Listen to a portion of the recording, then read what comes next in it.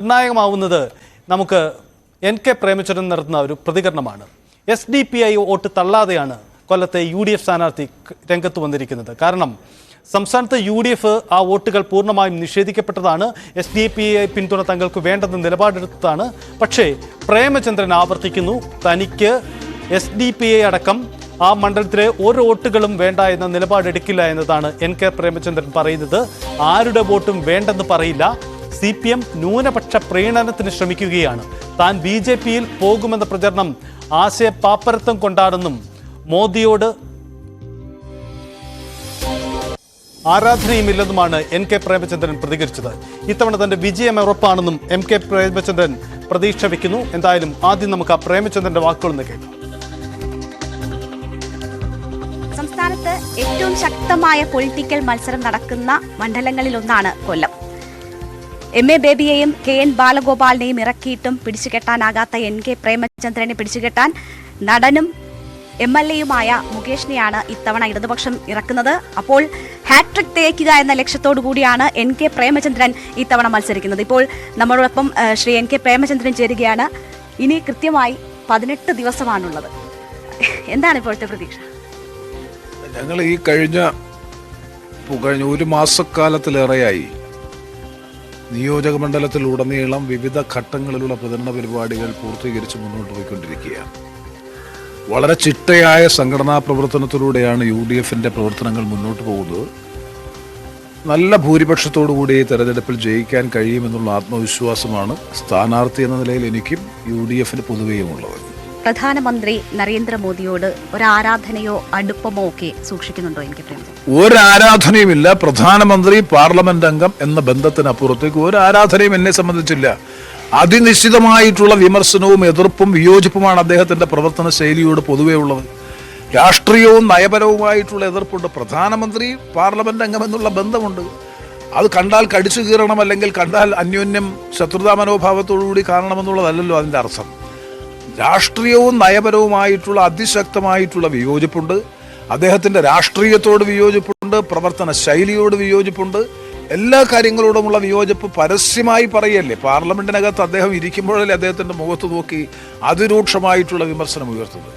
അപ്പോൾ അതൊക്കെ ഈ രൂപത്തിൽ ചിത്രീകരിച്ച് ഏതെങ്കിലും 10 വോട്ട് ന്യൂനപക്ഷത്തിന്റെ, പ്രത്യേകിച്ച് മുസ്ലിം ന്യൂനപക്ഷ കേന്ദ്രങ്ങളിൽ പ്രചരണം നടത്തി 10 വോട്ട് കിട്ടാൻ കഴിയുമോ എന്നുള്ള വില കുറഞ്ഞ നിലവാരമില്ലാത്ത ക്യാമ്പയിനും CPM നേതൃത്വം കൊടുക്കുന്നു എന്ന് മാത്രമേ ഉള്ളൂ. അവിടെ ന്യൂനപക്ഷ വോട്ടിനെ കുറിച്ച് പറയുമ്പോൾ കൊല്ലം മണ്ഡലത്തിനെ സംബന്ധിച്ച് സാമുദായിക വോട്ടുകൾ, ന്യൂനപക്ഷ വോട്ടുകളൊക്കെ വളരെ പ്രധാനപ്പെട്ടതാണ്. SDPIയുടെ വോട്ടിന്റെ കാര്യം വന്നപ്പോൾ NK പ്രേമചന്ദ്രൻ UDF നിലപാടെടുത്തിട്ടും കൃത്യമായൊരു നിലപാട് പറഞ്ഞില്ല. ആലോചിക്കട്ടെ, പിന്നീട് പറയാമെന്ന് പറഞ്ഞു. എന്തായിരുന്നു ആ കൺഫ്യൂഷൻ? ഞാൻ അന്ന് UDF എടുത്ത തീരുമാനത്തെ സംബന്ധിച്ച് ഞാൻ അറിഞ്ഞില്ല. അറിഞ്ഞതിന് ശേഷം നിലപാട് പറയാമെന്ന് പറഞ്ഞു. UDF എടുത്ത പൊതു നിലപാട് തീർച്ചയായിട്ടും എല്ലാവർക്കും ഒരേപോലെ ബാധകമാണ്. പക്ഷെ പ്രശ്നം അതല്ല. ഇവിടെ K മുരളീധരൻ പറഞ്ഞൊരു കാര്യമുണ്ട്. എൻ്റെ നിയോജക മണ്ഡലത്തിൽപ്പെട്ട, കൊല്ലം പാർലമെന്റ് നിയോജക മണ്ഡലത്തിൽപ്പെട്ട വോട്ടർമാർ എനിക്ക് വോട്ട് നൽകുന്നു എന്ന് പറഞ്ഞാൽ ഞാൻ വേണ്ട എന്ന് പറയില്ല.